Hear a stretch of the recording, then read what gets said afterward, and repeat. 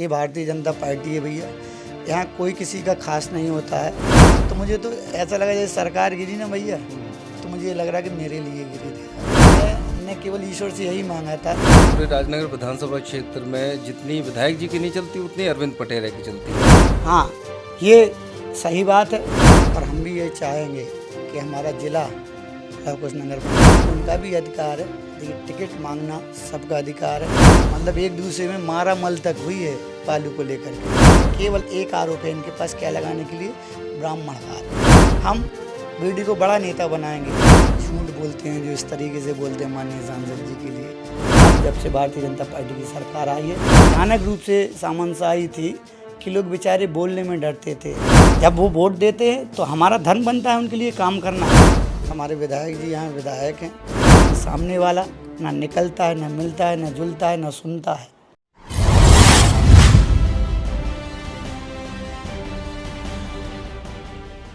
राजनगर विधानसभा क्षेत्र में हमारी टीम पहुंच चुकी है और अब हम अपने राजपाट सेगमेंट के अंतर्गत बागडोर के लिए बात करेंगे, जो कि क्षेत्र में लगातार अपना काम में जुटे हुए हैं और भारतीय जनता पार्टी की तरफ से पिछली बार प्रत्याशी रहे हैं।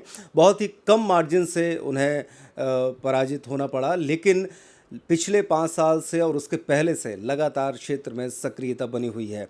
जहाँ तक राजनगर विधानसभा की बात है तो बाकी जगहों की अपेक्षा यहाँ पर उस तरीके से दावेदार भी निकलकर सामने नहीं आ रहे हैं पार्टी की ओर से, तो एक हिसाब से बड़ा ही सुरक्षित सा माहौल भी है। तो आज हम इसके अंतर्गत यानी कि बागडोर के अंतर्गत बात करेंगे भारतीय जनता पार्टी के पूर्व प्रत्याशी रहे और भाजपा के ज़िला महामंत्री अरविंद पटेरिया से, और जानेंगे कि क्षेत्र में फिलहाल क्या स्थिति है। पिछले 15 वर्षों से लगातार यहाँ पर कांग्रेस का शासन रहा है और उन्होंने इसी के चलते यहाँ पर पिछली बार का चुनाव भी लड़ा था। तो अरविंद जी, सबसे पहला सवाल यही है कि राजनगर विधानसभा की अगर बात की जाए तो अभी ऐसे कौन सी चीज़ें हैं, कौन से मुद्दे हैं जिनको लेकर इस क्षेत्र में काम करना अभी भी बाकी है और मांग की जा रही है? जैसा कि आपने देखा होगा, इस विधानसभा में जो हमारी भारतीय जनता पार्टी की सरकार ने लगभग हमारे 13 महीना छोड़ करके 20 वर्षों में जो विकास किया है वो आपको देखने में मिला होगा। आप आज आए हैं खर्राहो, तो चाहे रोडों के माध्यम से हो, चाहे और भी चीज़ें हैं, हर चीज़ में, चाहे सिंचाई के माध्यम से हो, चाहे किसानों को लेकर के हो, चाहे युवाओं को लेकर के हो, सभी क्षेत्रों में जो भारतीय जनता पार्टी की योजनाएं हैं, चाहे वो केंद्र सरकार की योजना हो, चाहे हमारे मध्य प्रदेश सरकार की योजना हो, इन सरकारों ने जो भी विकास किया है उसको लेकर के हम पहले भी काम करते आए हैं। आगे भी जो भी आवश्यकता पड़ेगी, दिन रात इसी के लिए लगे रहते हैं कि इस क्षेत्र में ज़्यादा से ज़्यादा विकास कैसे हो, और विकास को लेकर के हम आगामी हमारा जो चुनाव होगा और जो हमारी राजनीति होगी, विकास को लेकर के करने वाले हैं। अभी पिछले 15 बार से, यानी कि ये कहें कि 2008 में ही ये विधानसभा बनी और उसके बाद से लगातार यहाँ से कांग्रेस से एमएलए हैं विक्रम सिंह नाती राजा।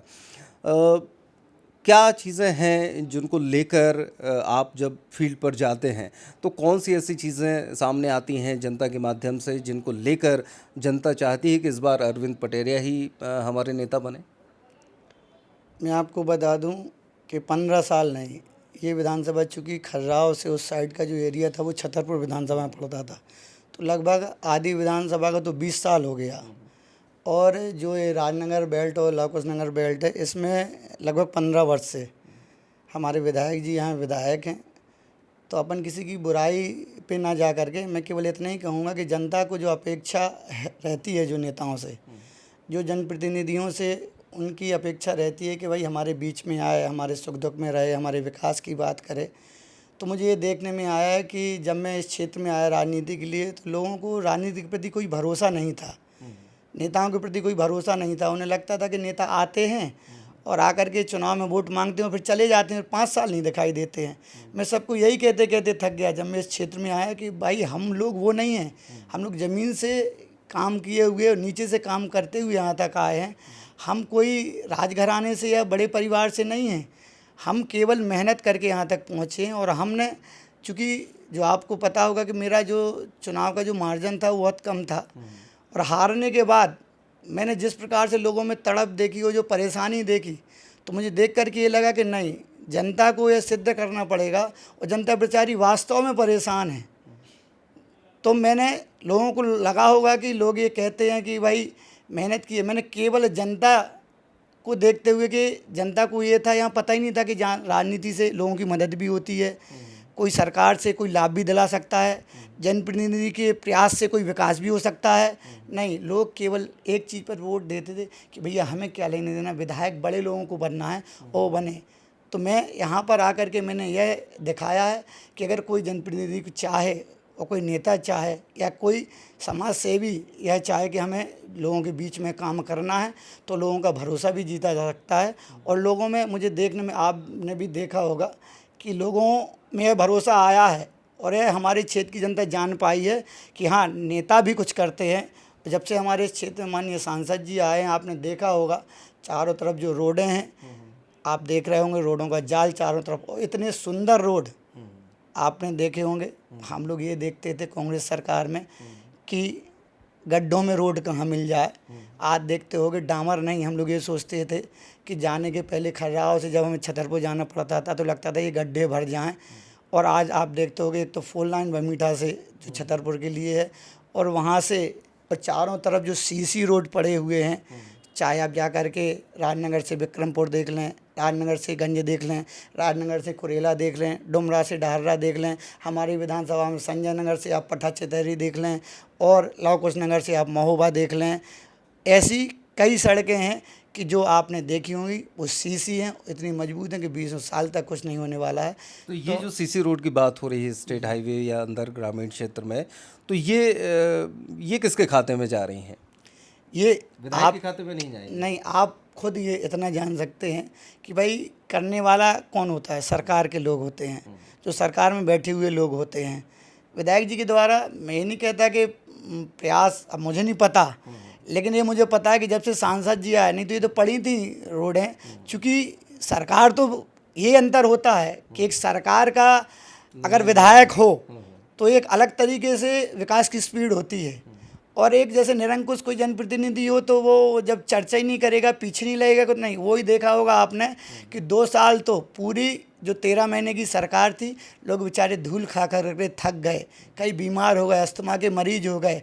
लेकिन जब हमारी सरकार बनी तो आपने देखो 6 महीनों में सारे के सारे इतने जल्दी, इतनी स्पीड में, और सारे रोड सीसी बनना असंभव था। आपने देखा होगा सारे रोड कंप्लीट हैं, और आज बखूबी सभी लोग उस रोडों पे जाते हैं और वास्तव में उन रोडों की सराहना करते हैं। चलिए, आपने सांसद जी की बात की, माना जाता है और है भी कि आप वीडी शर्मा जी के ख़ास हैं। तो वीडी शर्मा जी के माध्यम से, भले ही आप विधायक नहीं हैं, लेकिन उनके माध्यम से इस क्षेत्र में कौन से ऐसे प्रमुखता के कार्य हैं, क्या उनको गिनाया जा सकता है 5 बिंदुओं में? मैं आपको बता दूं भैया कि जो आपने ये शब्द कहा खास, ये भारतीय जनता पार्टी है भैया, यहाँ कोई किसी का खास नहीं होता है। हाँ, ये ज़रूर है कि मैंने उनके साथ रह कर के, उनके साथ जब वो हमारे प्रांत संगठन मंत्री हुआ करते थे आज से लगभग 20 साल पहले, और मैं उनका जिला संयोजक हुआ करता था, तो मेरे, चूँकि वो राजनीतिक गुरु हैं, मैंने उनके नीचे रह कर के काम किया है, उनसे काम सीखा है। तो आज हमारा सौभाग्य है कि वह इस क्षेत्र के सांसद हो गए। कोई ऐसा नहीं है कि हमारे करने से हुआ है या हम लोगों ने, पार्टी ने यहाँ पर उनको चुनाव लड़ने के लिए भेजा। हमारा सौभाग्य रहा, हमने सब कार्यकर्ताओं ने मिल कर के उनको सांसद बनाया, और इतने प्रचंड बहुमत से जीते। यहाँ के लोगों ने इतनी मेहनत की, जो पूरी उनकी संसदीय क्षेत्र है, कि लगभग 5 लाख वोटों से यहाँ चुनाव जीते। तो पार्टी ने उनकी यहाँ पर, चूँकि अमित शाह जी बोल करके गए थे कि आप यहाँ से सांसद बनाइए, हम बीडी को बड़ा नेता बनाएंगे, तो उन्होंने हमारे जो आज प्रदेश के अध्यक्ष हैं उनको प्रदेश का अध्यक्ष बनाया। और हमारे लिए सौभाग्य का विषय है, मैं बता दूं, जैसा कि आपने पूछा कि जो हमारे माननीय सांसद जी के द्वारा इस क्षेत्र में, तो आपको मैं बता दूं कि एक तो जो रोडें हैं जो मैं बता दी हैं आपको, एक बड़ी रोड है, चूँकि ये तो जो 4 लाइन पड़ी है झांसी टू खजुराहो, ये पहले ही हो चुकी थी, लेकिन जब से हमारे सांसद जी आए तो मैंने उनसे एक बार ऐसी चर्चा की कि भाई साहब अपन झांसी से आते हैं तो यहाँ तक खजुराहो बमीठा तक इतना सुंदर रोड है, और अपन ये बमीठा से खर्राव जाते हैं तो एकदम से जैसे ऐसे लगता है, लोग कहते हैं खर्राव आ गया। तो उनके दिमाग में ये बात लगी और उनने माननीय गडकरी जी से प्रयास करके, आप आज आते होंगे तो देखते होंगे, स्पेशल वह रोड सेंक्शन कराई। और आज इतनी सुंदर रोड, आप रात में जाओ तो लगता है 11 किलोमीटर में पूरे में डिवाइडर में लाइट लगी हुई है, बगल में हमारे जो स्टॉपर हैं वो लगे हुए हैं और बहुत सुंदर रोड बन करके तैयार हुई है। एक आप यहाँ पर कुटनी डैम है, कुटनी डैम के पीछे लगभग 20 गांव हैं जिनकी दूरी भैया यहाँ से लगभग अगर वो घूम करके आते तो 24 किलोमीटर पड़ती थी। माननीय सांसद जी से मैंने यह आग्रह किया, उन्हें बताया कि भाई साहब ऐसा ऐसा है, और अगर एक रोड अपन यहाँ से मोनिया घाट वाला रोड एक पड़ता है, वहाँ से गाँव से बीच से चूँकि प्राइवेट ज़मीन पड़ती थी, लेकिन कोई जनप्रतिनिधि नहीं, ये होता है अंतर, किसी ने सोचा भी नहीं। उन्हें पता था कि रोड आते हैं घूम के आते हैं, वो किसी की परेशानी थोड़ी, जनता की परेशानी समझी ही नहीं कभी इस क्षेत्र के नेताओं ने। तो मैंने उनसे कहा, मैंने कहा भाई साहब अगर ये रोड डल जाएगा तो लगभग जैसे 24 किलोमीटर में लगभग 11 किलोमीटर 13 किलोमीटर रोड कम हो जाएगा। तो मैं फिर कहूँगा कि माननीय सांसद जी के माध्यम से आज आप देख सकते हैं कि रोड चालू है। पीडब्ल्यूडी के माध्यम से 11 किलोमीटर का 19 करोड़ का रोड हमने सेंक्शन कराया, माननीय सांसद जी ने वह रोड सेंक्शन कराया, काम चालू है। यहाँ पर एक रनीफाल पड़ता है भैया, आप भी गए होंगे कभी, तो इतना गंदा रोड था वो, जब से देश स्वतंत्र हुआ तब से रोड वहाँ पर नहीं है। आप रनीफाल तक जाएंगे तब तक तो आपको डामर मिलेगा, फिर वो पड़ जाता है वन विभाग में। हमने प्रयास किया, माननीय सांसद जी के प्रयास के द्वारा हमने बताया कि भाई साहब अगर ये रोड जुड़ जाएगा तो पूरा जो यहाँ की कनेक्टिविटी है जा करके रनीफाल से होती है सीधे पन्ना पहुँच जाएगा, नहीं तो उनको घूम करके पूरा जाना पड़ता है। तो उन्होंने प्रधानमंत्री सड़क योजना में वन विभाग से अनुमति कितनी कठिन होती है रोड डालने के लिए, लड़ाई लड़के आप आज जाओ तो WBM डल करके कंप्लीट हो गया है। डामर की लगभग 10 दिन के अंदर परमिशन आ जाएगी। बरसात के कारण अपन रोके हुए हैं, चूँकि डामर का काम जैसे ही बरसात ख़त्म होगी तो आप देखना 5 किलोमीटर का रोड बिल्कुल कंप्लीट होकर के एक अकोना से 3 किलोमीटर का रोड वो डल गया है। लेकिन ये चूँकि वो वन विभाग में नहीं पड़ता था तो वो डल गया है। तो ये रोडें हो गई। आपको ये बता दें कि खर्रोई पड़ता है, आप चाहें तो जा सकते हैं। यहाँ पर जो आज विधायक जी हैं वो नगर पंचायत के अध्यक्ष भी रहे, रानी साहब भी नगर पंचायत की अध्यक्ष रहीं। खर्रोई में लगभग 7-8 हज़ार आबादी है, 2.5-3 वार्ड हैं, वहाँ पर भी आज तक रोड नहीं थी। जैसी सरकार बदली, मैं चुनाव में जब प्रचार करने गया मेरी गाड़ी का चैम्बर फट गया, और मैं इसलिए नहीं कि मैं आपके सामने बैठा हूँ, मैंने प्रण किया था, चूँकि भैया अपन गरीब घरों से है, मैंने सोचा था कि ईश्वर मुझे समय देना, और अगर समय आएगा तो मैं सबसे पहले काम करूँगा तो ये रोड। तो अब पता करना, जैसी सरकार बदली थी सबसे पहले मैंने कार्यक्रम सांसद जी का खर्रोई में कराया था, वहाँ घोषणा करवा के आया था कि ये रोड डलवाएंगे। हमें पता नहीं था भैया कहाँ से डलेगी, क्योंकि पैसा उसमें 2 करोड़ लगने थे, नगर पंचायतों के पास इतनी फंडिंग नहीं रहती थी। लेकिन मैंने कहा, वहाँ CMO थे, आज भी हैं CMO बसंत चतुर्वेदी, उनकी इच्छा शक्ति के कारण, उस टाइम पे प्रशासक था, SDM साहब हमारे प्रशासक थे, मैंने कहा ये रोड डालनी है साहब, क्योंकि 7 किलोमीटर नगर पंचायत के 3 वार्ड, खर्राव जैसा नगर, और उसके वार्डों में रोड नहीं, 7 किलोमीटर अप्रोच रोड नहीं। तो आप आज देख करके अब 10 मिनट लगते हैं खर्रोई जाने में, और वो डल करके 2 करोड़, लगभग 2.25 करोड़ का रोड डल करके कंप्लीट हो गया। आप मतलब अभी भैया अभी बहुत हैं। हाँ बिल्कुल, तो सुनिए ना, ऐसे काम बता रहा हूँ जो मैं ऐसे नहीं गिनाऊंगा, ऐसे गिनाऊंगा तो भैया बहुत, मुझे पता है समय लग जाएगा। छोटे एक गोरा वाला रोड है भैया, गोरा से आज आप जाना, गोरा से ललगुआ ये कनेक्टिविटी रहती थी। पूरे जो 20 गांव हैं ये आते थे, 4 किलोमीटर बेचारे गड्ढों में आते थे। आज आप पता करना, हमने पहले वो PWD की रोड थी, उसको नगर पंचायत से हमने सेंक्शन करा करके लगभग 1.5 करोड़ का रोड आज डल करके कंप्लीट होने वाला है। WBM बेसिस बन गया है, जैसे ही पानी कम होगा उस डामर डल जाएगा। आप ये गोकुल धाम से लेकर के ये मंडी में रोड था लगभग 3-3.5 किलोमीटर का, वह हमने प्रधानमंत्री सड़क योजना में 2 करोड़ का रोड सेंक्शन करा करके, ये ऐसे काम है भैया कि जो जनप्रतिनिधि चाहते तो करवा सकते तो हो सकते थे, क्योंकि लेकिन उन्होंने चिंता नहीं की। आज अपन ने चूँकि देखा है, हमें लगता है कि ये परेशानी जनता की परेशानी नहीं, हमारी परेशानी है। आप चले जाओ वहाँ पर बमीठा में स्टेडियम बन करके तैयार हो गया है, वो माननीय सांसद जी के द्वारा हुआ है। आप घूरा में चले जाओ, आप पता कर लेना, घूरा में कोई ज़मीन नहीं थी। हमने जब पता चला कि घूरा का स्कूल कहाँ जा रहा है, डैम में जा रहा है, बच्चे बमीठा में स्कूल नहीं है। बमीठा सोचो आप, इतना बड़ा नगर है जहाँ की आबादी 10-15 है, लेकिन घूरा और उसके बीच में एक स्कूल था, वो चूँकि 4 लाइन की वजह से वो डैमेज हो गया था, तो उसका पैसा था, वो बनने कहाँ जा रहा था भैया, ये होता है।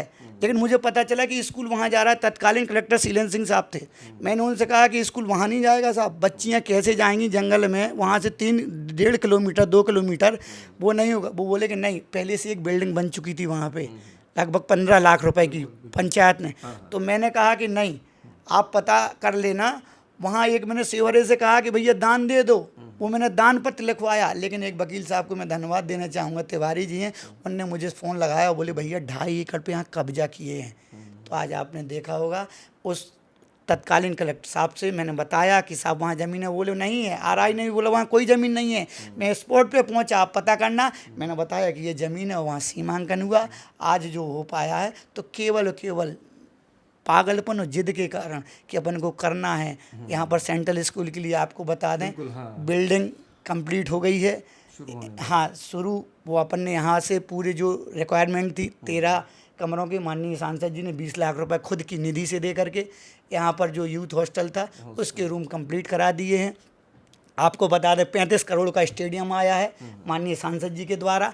तो पहले ये वाली आप पता करना, पहले ये ज़मीन बरियारपुर परियोजना की थी, यहाँ पर सत्ती के बगल में, उसको हमने कराया। लेकिन ये मतलब कह देना चाहिए कि वो ज़मीन पर्याप्त नहीं निकली। आज भी आप देखना ऑन रिकॉर्ड, ये वह मतलब बरियारपुर परियोजना से उसको हमने ट्रांसफ़र माननीय कलेक्टर मंत्री जी से, सोचो आप, पीछे लग करके तुलसी सिलावट जी से लग करके खेल एवं युवा कल्याण विभाग के नाम ट्रांसफ़र कराई। लेकिन जब वहाँ की टीम आई, जो एजेंसी है हाउसिंग बोर्ड की, उनने नापा तो वो कम निकला। फिर वो गए खर्राव स्टेडियम। चलिए, तो ये बहुत लंबी बातें हैं। मैं समझ सकता हूँ कि तमाम ऐसे कार्य हैं और बहुत लंबी लिस्ट है। और ये बात वाकई अगर मतलब जो चीज़ें गिनाई गई हैं तारीफ़ के काबिल है कि जब फ़िलहाल अपोजिशन में बैठे हैं और उसके बावजूद ये तमाम चीज़ें हुई। एक सवाल थोड़ा अलग हट के अपन ऐसा ये लेते हैं कि हम उसके पहले बहुत पहले जाएँ कि एक छात्र राजनीति से शुरू किया, राजनीति में पदार्पण रखा और उसके बाद ये जो पोजीशन है, इस दौर में कितना बदलाव देखा गया, क्या क्या चीज़ें ऐसी फेस करनी पड़ी जो आज ये जो पोजीशन बनी है उसको लेकर बहुत ही शॉर्ट में हम जानना चाहेंगे।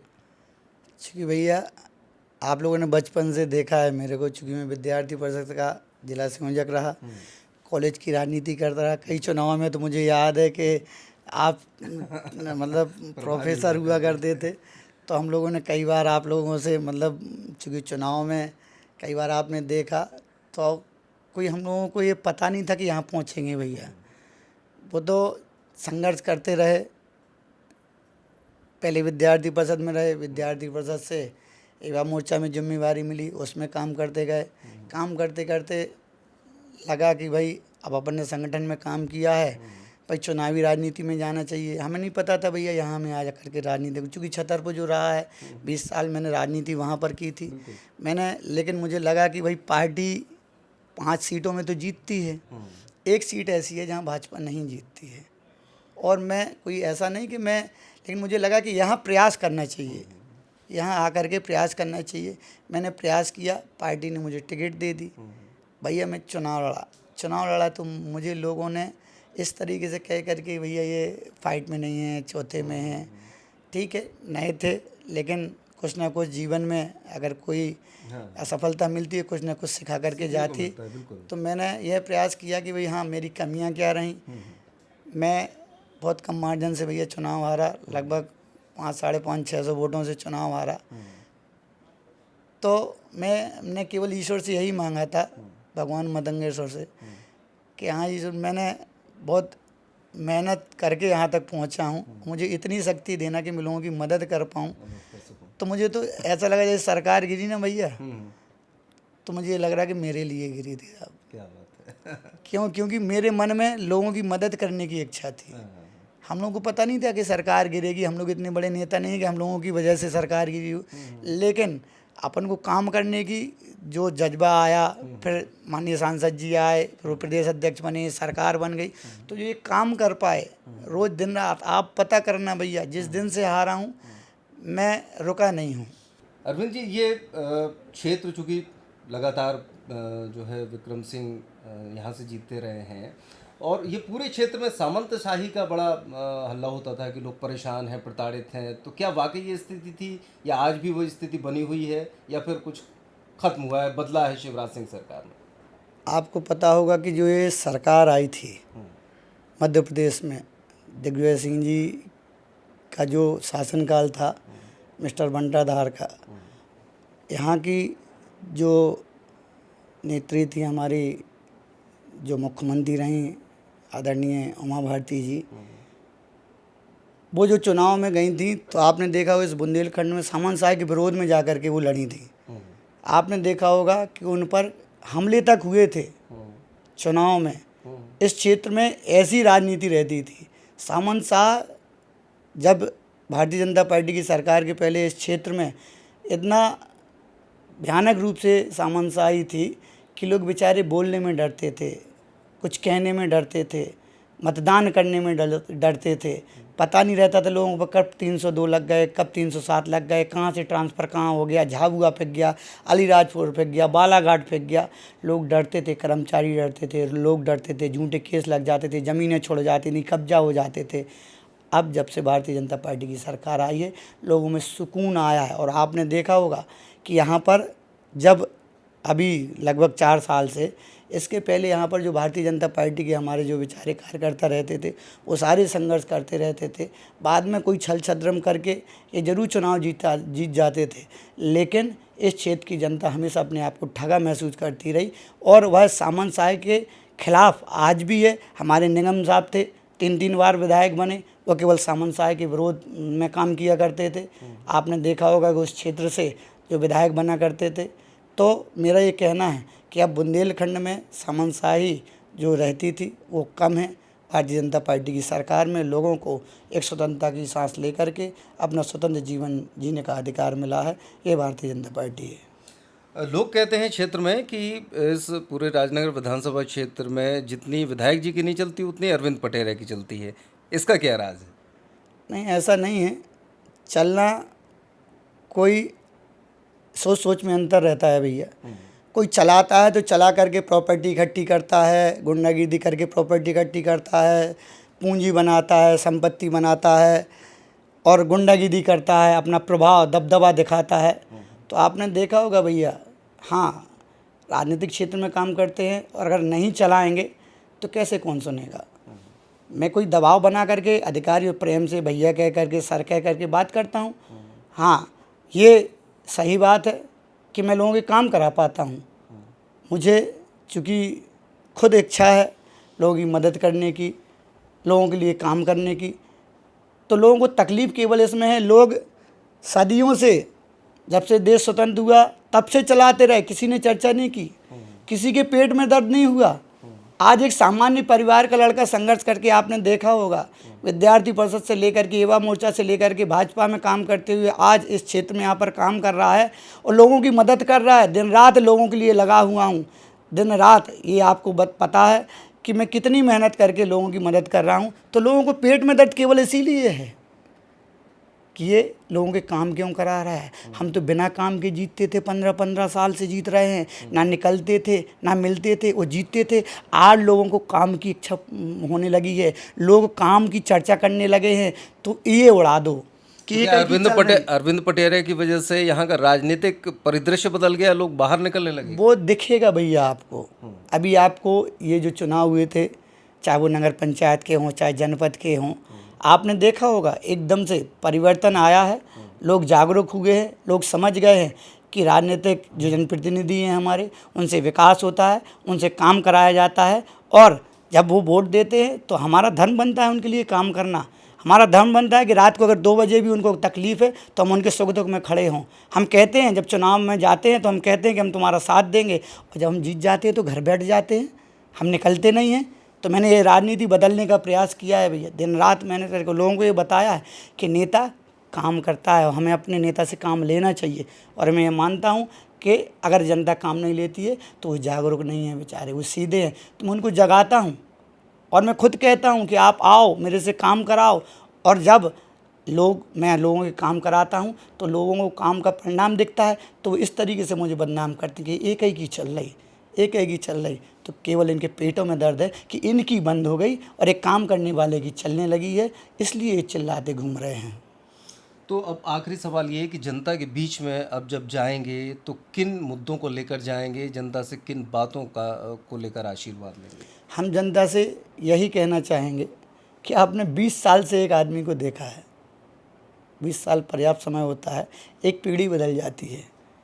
आप एक बार बदल करके और एक काम करने वाले को मौका दे करके देखिए, भाई नहीं लगे तो फिर बदल देना। 20 साल से किसी व्यक्ति को देख रहे हैं, आपने देखा होगा कि सामने वाला ना निकलता है, ना मिलता है, ना जुलता है, ना सुनता है, लेकिन फिर भी कितनी सीधी जनता है, यहाँ की भोली भाली जनता है फिर भी। लेकिन अब जनता जाग चुकी है, परिणाम में आपको दिखेगा। हमारी जनता अब विकास चाह रही है और एक ऐसा नेता चाह रही है जो उनके दिन रात काम आए और दिन रात सुख दुख में शामिल हो, ऐसा नेता चाह रही है और ये आपको देखने को मिलेगा। चलिए, अब ये तमाम बातें हो गई। अब एक दो परेशान करने वाले सवाल भी यहाँ पर आना चाहिए। क्षेत्र में गए हैं तो बहुत सी जगह पे, लवकुश नगर भी आपके विधानसभा क्षेत्र में एक हिस्सा आता है, और भी जगहों पर, तो वहाँ के कई लोगों का ये आरोप था कि सांसद जी वी डी शर्मा जी और अरविंद पटेरिया द्वारा क्षेत्र में ब्राह्मणवाद को हवा दी गई है और साथ ही साथ रेत के अवैध कारोबार में भी जो है वो लिप्त हैं। ये तो आप भी जानते होंगे कि आरोप लगाना बहुत आसान है, किसी पे भी आरोप कोई लगा सकता है। चूँकि मैं व्यक्तिगत रूप से जानता हूँ, झूठ बोलते हैं जो इस तरीके से बोलते हैं माननीय सांसद जी के लिए, मैं उन्हें व्यक्तिगत रूप से जानता हूँ। आप पता कर लें, इस क्षेत्र में भी, हमारे क्षेत्र में भी लोग जो आरोप लगा रहे हैं उनमें पता करना, मतलब एक दूसरे में मारा मल तक हुई है बालू को लेकर के। तो हम लोग इस तरीके से, आप जैसे आरोप मैंने फिर बताया ना कि आरोप यही लगा सकते हैं, क्या इनके कोई सबूत नहीं है, इनके पास कोई सिद्ध करने के लिए नहीं है। आरोप तो किसी के ऊपर भी लगा सकते हैं, क्यों? क्योंकि आदमी ये चाहता है कि हम वी डी शर्मा जी का नाम लेंगे तो हमें हाइट मिलेगी, हम बड़े नेता बनेंगे, तो कुछ भी आरोप लगा देंगे। लेकिन ये सारे के सारे आरोप निराधार हैं। मैं बता रहा हूँ ना कि एक जो आपने बताया ना कि ये लोग केवल इतना ही आरोप लगा सकते हैं मेरे ऊपर, चरित्र का मेरे ऊपर लगा नहीं सकते भैया, भ्रष्टाचारी का मेरे ऊपर लगा नहीं सकते, कोई गुंडागिरी का मेरे ऊपर लगा नहीं सकते, और कोई भी आरोप मेरे पर लगा नहीं सकते। केवल एक आरोप है इनके पास, क्या लगाने के लिए? ब्राह्मणवाद।